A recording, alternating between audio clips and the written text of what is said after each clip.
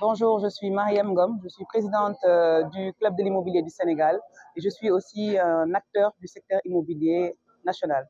Donc aujourd'hui, Club Cizen, qui est le Club de l'immobilier du Sénégal, s'est réuni à l'occasion d'un de ces forums pour discuter de la problématique de l'accès au logement, le financement des acquéreurs, madame, devenir propriétaire au Sénégal. Quels sont les modes de financement?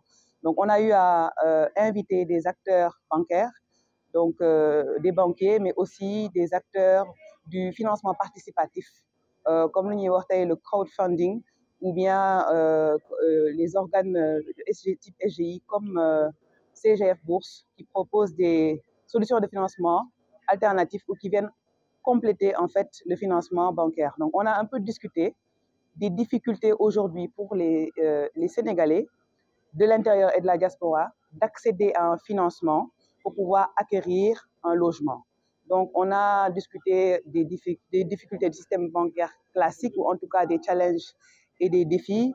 On a également parlé du mode d'accession. Est-ce qu'il faut vraiment aller sur de l'accession en, comment dirais-je, de l'accession ou de la location-vente ou de la location simple? Donc, on a discuté de toutes les solutions de financement qui existent pour permettre en fin de compte à tous les Sénégalais de pouvoir acquérir un toit ici au Sénégal.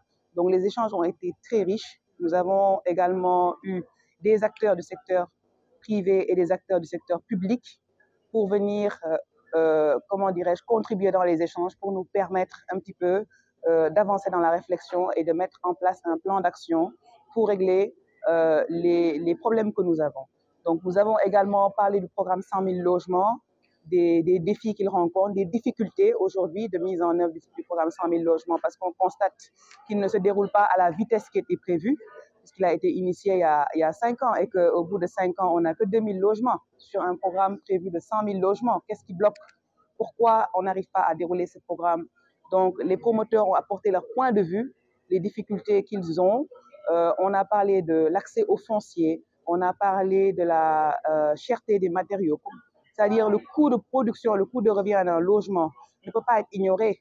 On a parlé de la définition du logement social. On parle de quel niveau de prix, qu'est-ce qu'on peut produire comme étant logement social aujourd'hui avec les conditions qu'on a actuellement sur le marché local. On a parlé de plein de choses, les débats ont été très enrichissants.